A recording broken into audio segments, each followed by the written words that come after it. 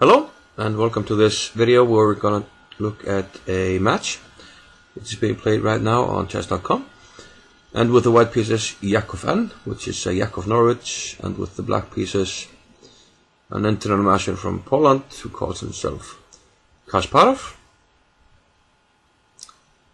And well, they're playing a Slav here. White went for an early queen c2 here. Black went for the triangle setup, and queen c2 is quite common there to avoid some theoretical lines in the note boom. So h6 is the common reaction here, not to lose a piece. h6 and g5. Let's see how this plays out. If we don't play h6, we basically lose a piece, so h6 is a forced move here. h6 bishop h4, then g5. But he likes to take on f6 immediately. And after pawn takes g5, he will take on g7. And now the queen is well positioned to go to h7, but black has to play knight f6 here. So can we take advantage of this? Queen h6. Now g5 is hanging with a knight. Can we play g4 and then take on d4? Maybe we could have. But this has the same threat. Bishop takes f3 and queen takes d4. So knight takes g5 actually isn't much of a threat because queen takes d4, and then black can castle queenside, and it actually starts to look quite okay for him. So I'm wondering if, I was wondering if white needs to gamble simply here with queenside castles, and that's what it does. The time control here is 3 minutes with no increment, so at some point this will get pretty fast.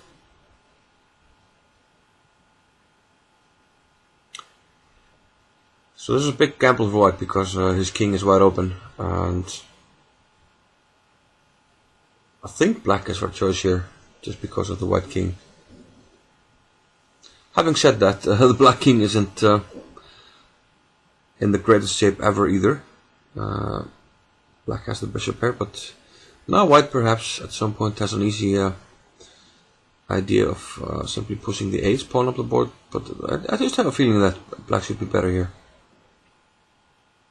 Because it takes some time to activate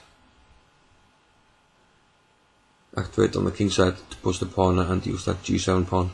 But we might even just take the g7 pawn right now. We might, but then d4 is hanging, so he plays e5, just fortifying the structure in the center, and black has a good space advantage. White has a weak king here. And we can even imagine king e7, queen a5, rook a8, just trying to give checkmate on the a file. Rook d5 still solid, keeping an eye on the b5 pawn. Bishop d3. Rook takes g7 finally. Somebody's suggesting a queen h8, but earlier. But it threatens nothing. And we might just play king e7 or something.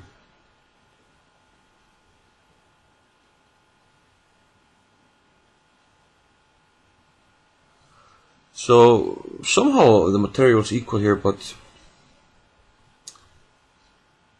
the only thing I like for white right now is the time match. Maybe we should have gone king e7 there, but maybe he's afraid of some knight h4 f5 ideas. g4, trying to get some activity, but looks like too little too late. Okay, actually we have to move the knight now, otherwise, well, e4 might have been not the best move, because if you take on f3 now, then takes on f6, and g8 is hanging along with the queen. That's actually difficult to meet. Yeah, the one thing I missed, of course, was bishop takes e4 was never a possibility for white because black takes with check. So queen h7 trying to attack e4 once again, but rook g6 just blocks the diagonal. But somehow white is hanging on. He's doing a good job. He's actually up 2 pawns here. For the exchange. But now, do we have some coordination problems? We have to play rook d1, protect the knight. Rook d6. It's d5. Thought rook d6 just looked good. Attacking the knight, but... Ah, he wants to trap the queen. Nice. This one I missed. Could he have played it immediately? Maybe, yeah, probably. So now was the queen and knight f5.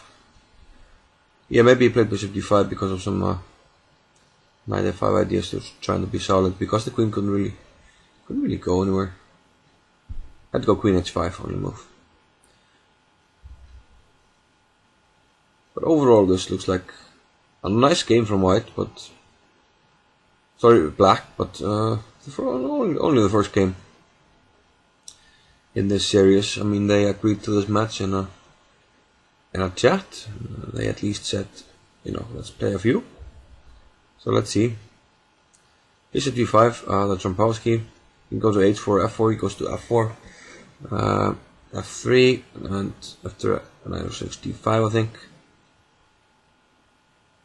Queen b6 is a possible move here as well. e4 or c4, I'm not sure which one is the theoretical here, probably. Well, yeah, played c4. Knight h5, you want the bishop off this diagonal where it stands well. So where do we put it now? d2? I think d2. We have to keep this bishop, you know, having weakened the black squares. With f3, you're creating some weaknesses in your position, especially if you exchange the black square bishop. So he's taking a lot of time here. Plays bishop e5. Okay, that puts it on c3 immediately. I mean, I think we could have gone from d2 as well, but yeah, it was probably better. Well, actually it didn't matter, because queen h4. And here's the weakness I was talking about. I actually missed this move, but now I can take on c4, and I guess his idea then is to play e4, trapping the queen. But this forces him to sacrifice the exchange. But the black queen is, well, doesn't have many squares, so white will try and trap it. Yeah, I think after queen takes e4, e4 was trapping the queen. But now black needs to be careful.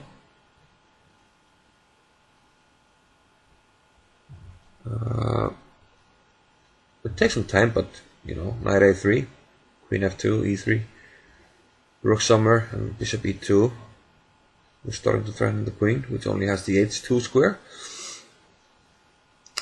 But, well, the problem now is queen h2. Now we're threatening bishop takes h3. So, what to do now? Queen back to e1. So actually the queen is somehow safe there on h1 and h2.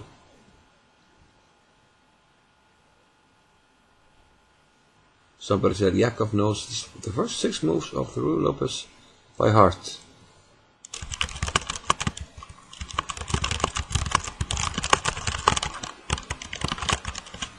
That's hardly a compliment for an international master.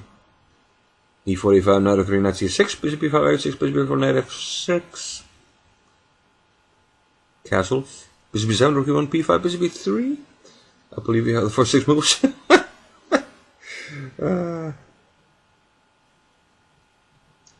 But okay, the game goes on here. The queen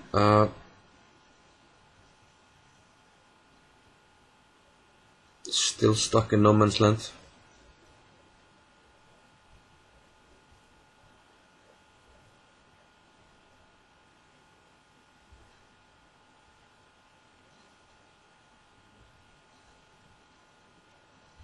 So yeah, it just looks like a check, but only where black is simply up the exchange. So the only problem is the queen. We need to get it out at some point, but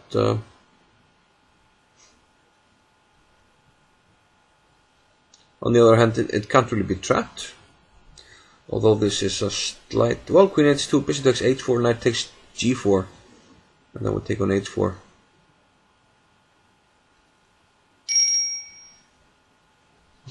Somebody sending me something on my phone.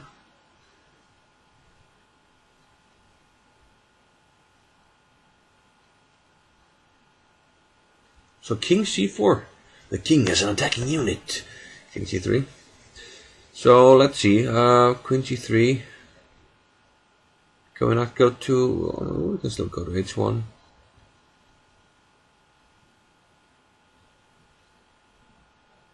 Knight takes g4. Okay, he likes to get his queen out of harm's way there by sacrificing a piece, which means he now has a rook against 2 pieces, but he gets some pawns because he can attack e3 and g4. So now what?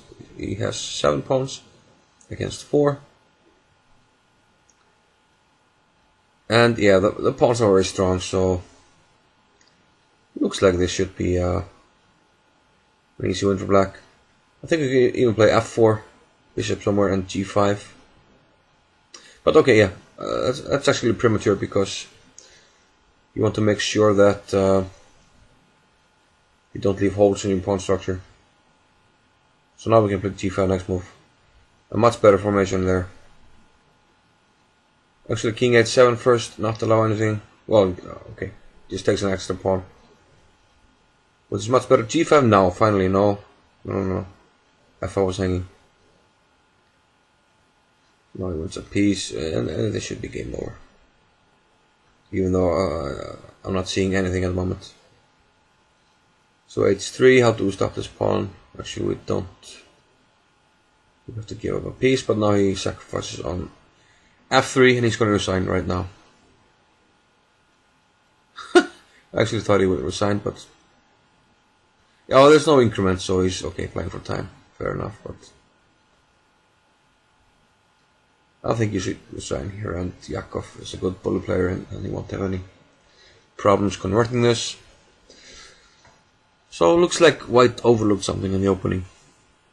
Maybe he saw the trap with queen takes c4 and e4, but while preparing that, he overlooked the other one. So they play again this line. Takes on c4, queen takes c4. f6. And white fiancieros his bishop.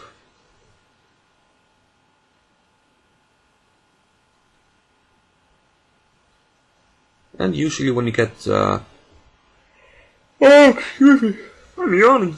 Usually when you get the c5 in, then you're doing okay with black in such positions.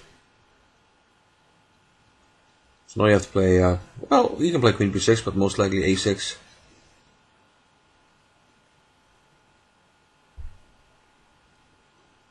You have to protect the pawn on b5. b4 might be an option, but yeah, queen b6 is the most active move. The queen often belongs on b6 in these well, kind of semi-Slav slash Catalan pawn structures for black. And now c4, and yeah, followed by b4. And this is probably a good idea if you can get control over the e4 square, which black has right now. So knight takes f6. Played, and now black has control over d5 and e4, which is what he wants. And yeah, especially what you want if you push these pawns. So now we're threatening bishop e4, which will win this knight here on a4. So some problems here for white right now. He might have to play knight somewhere just to stop him from going bishop e4.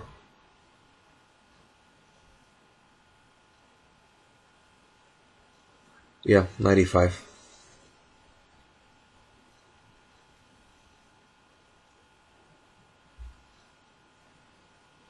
Knight bishop takes d2, otherwise white takes on d7, b7, and then maybe c4.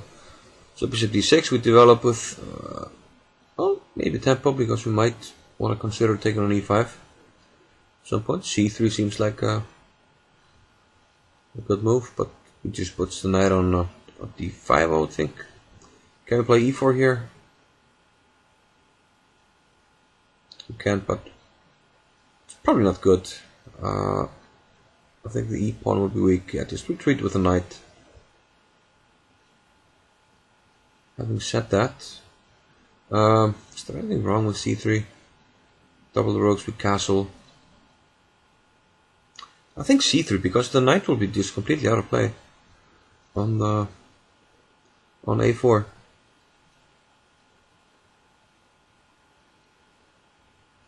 Takes on b3, queen takes, and knight c6. Okay, maybe he found a better move there. Wants to take on e5, but what happens after rook c4?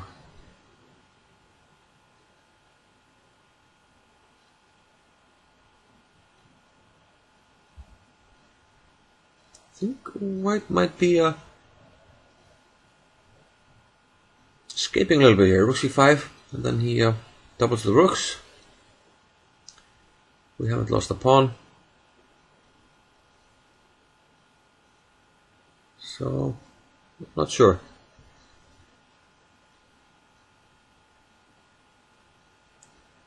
So black to move. White has a small time that's here as well, so that's always a factor in 3-minute chess.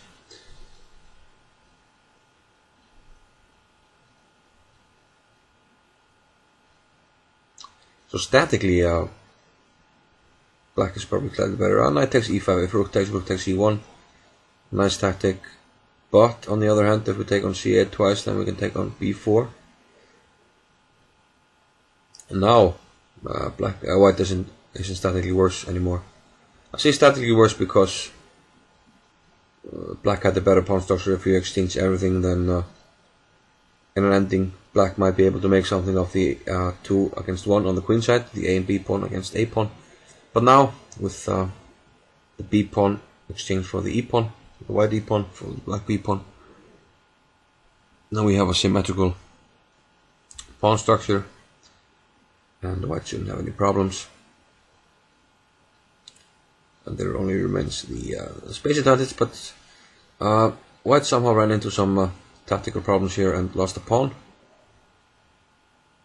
And unfortunately, he can't make anything of the black knight being too far away from the queen side. He can't really attack the pawn, so black will remain up a pawn here. And only 5 seconds the difference on the clock. So usually in knight endings, if the pawn ending is winning, the knight ending is winning as well. And I have a feeling it should be here. I would have gone knight b4 and then knight d5. You know, attack the pawn and then centralize the knight, because it's slightly offside on a2 right now. And now I lost the pawn. So very clumsy. Okay, he gets the knight to e7, which stops the pawn, but he's gonna lose his knight after knight f6. Now actually the knight can move around if king f7, knight h6, king g6, knight back to g8. That's why white pushes the pawn.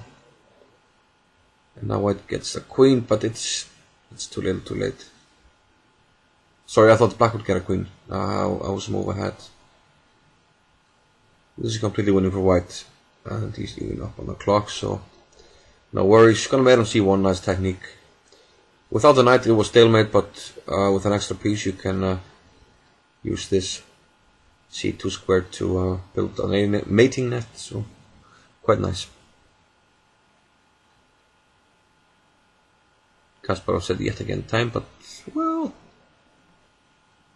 that's partly true, but he didn't play too well in the time scramble. And to be honest, it was completely equal. Until black won a pawn with some tricks, also in time scramble. So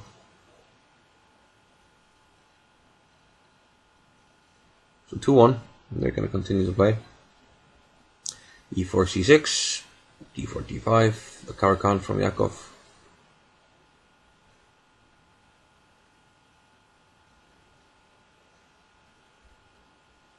So g takes f6, interesting line. And not capturing the knight was actually quite impressive if his plan was all along to check and get this mating pattern. Because most most chess players would just take the knight on g8. So that was quite impressive. So in this line white has somewhat better space, but black is quite solid. Bishop on g6 doesn't make much of an impression, but at some point it will be able to wriggle out of its small pressure there on g6. And then black should be doing okay.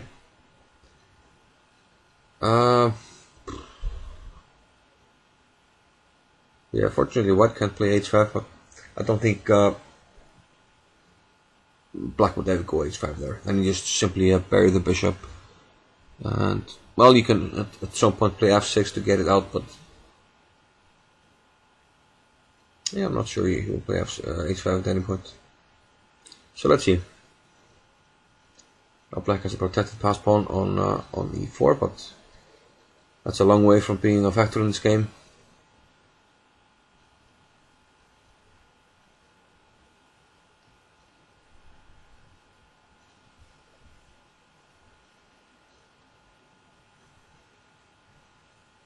So h5 comes finally.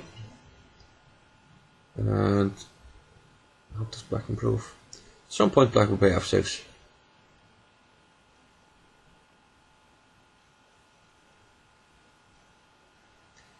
But for now, well, for now he's holding the king side together, so now he's switching his forces over to the queen side, which may or may not be a good idea. Probably it's okay. c6. Okay, if we can hold on onto this pawn, then this is a good idea, but can we do it? Bishop b7. If you go to b5, then a6. So bishop b7 trying to hold on to the pawn. And Yaacov just decides to sacrifice on c6. So tricky. White wins the exchange, but now the white square bishop comes to life. You can go to f5, g4. And you're alive. But then what? So black has a pawn for the exchange, a protected pass pawn, but it's hard to make progress. On the other hand, black is very solid, and I don't see how white actually makes progress. He can double on the c file, but you have no anti-squares, so how will you use the doubling on the c file? You simply won't, so he abandons it immediately. And yeah, the question is who's playing for the win. Probably black can play. It's risky to open it up, but with the king on g3, he was maybe wanted to play f5. I'm wondering. But okay, is that really beneficial? I'm not sure, so might have to take that back. He'll play bishop a3 just to buck him a little bit. Bishop c2. Now we move the bishop to which square? Okay, now white must move then bishop on e3 to protect the b3 pawn. Bishop c1 probably, but now he goes for counterplay with f5, but is it really counterplay? He simply takes, and now bishop f4, okay. Giving away one pawn, and now we can think about bishop a3 and bishop b2, winning d4. So very nice by Yaacov. He's not going to exchange bishop b5. Now we're threatening f4, and now black is all of a sudden completely winning. And we can even take on b3, yeah. Bishop c4, put the bishop on a protected square. Nice technique. f4 is the next move. Now just push the pawns. So interesting. He just sacrificed the exchange. Yeah, just showed the power of the bishops. The bishop was lurking on g6. He immediately activated it after sacrificing the exchange. And white simply didn't have any enter squares for the rooks. So very nice. I'm not sure now the London system. I'm not sure white needed to lose, but fantastically played, it seemed. So queen b6. These early queen b6 are the most interesting way to play. for black often in these positions. White played queen b3 and back to c2. Black already went e6, so there's no bishop f5. And yeah, I'm curious to see how Yaacov handles these positions. E4 immediately, of course. Bishop e2. Okay, white has a solid position. He will castle. Meanwhile, black has the bishop pair. So he keeps the pawn on e4.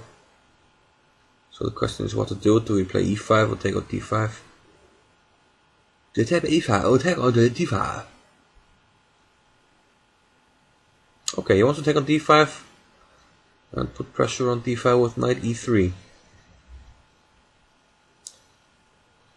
I'm not sure it was the best, but okay, maybe he's just figuring that he's playing against the g7 bishop. Knight d2, wants to put the bishop on f3. Another function of this move is that if bishop h6, we can play knight on d2 to f1 and take back on e3 with a knight, keeping the pressure on d5. So black keeps the structure. Rook a6 is, well, can we play knight? No. The queen on c2 is protected, otherwise knight takes d4 was a possibility. Common tactic that you must watch out for, kind of a counter sacrifice. Okay, b3. If black takes, then we have increased the pressure on d5, so black can't really take, so he will keep the pawn structure as it is. So quietly white has some pressure on the black position. It's not much, but he's going to try and increase it, and with b3 we're also introducing the possibility of putting the queen on the a file. g8. Do we protect, or do we play rook b6? Rook b6 attacking the b pawn. How do we protect the b pawn? Yeah, b4 this. I will take on d5. I'm curious to see. There will be some undermining, you know, so d4 is hanging now. Yeah, I completely forgot the knight on c6. It looks like Kasparov did as well. So now Yaacov again is completely winning. And he might play a few more moves or just resign immediately.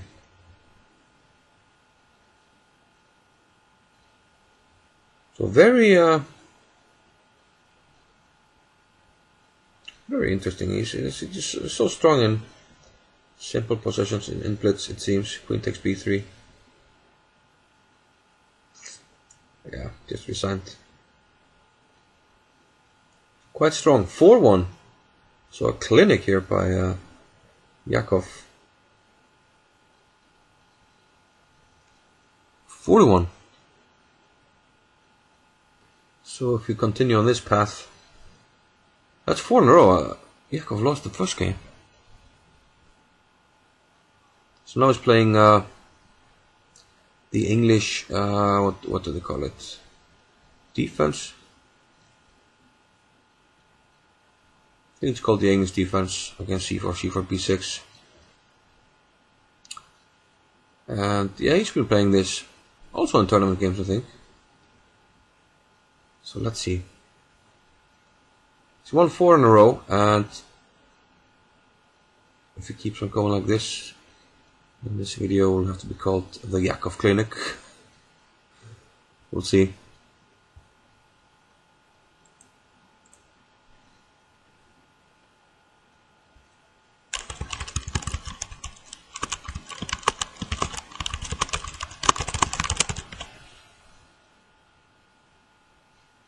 Okay, let's see. Typical play from black. He has pressure on e4 and d5. Let's see. Takes on d5.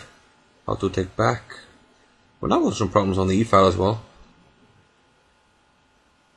Rook e8 is a move that suggests itself.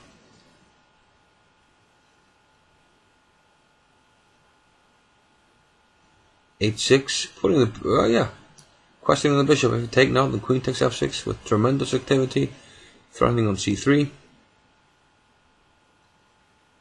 Oh, bishop at c5, and f2 is falling. Oh, I can play queen f3. I completely missed that. Ah, if king takes, then he would have moved the queen to g5, pinning the queen. Beautiful. So, yeah, obviously these guys are slightly stronger than me, so they're seeing things faster. Bishop takes f2 was nice.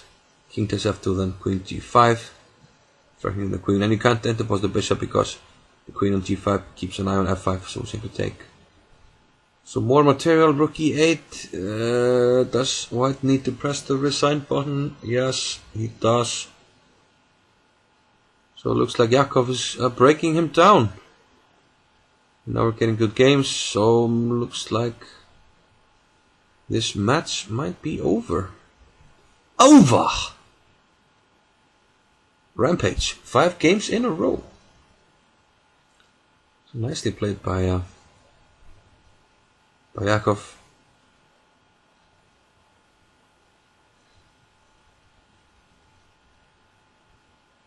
So increasing his rating, 2474. Impressive here on chess.com, one of the highest, I think.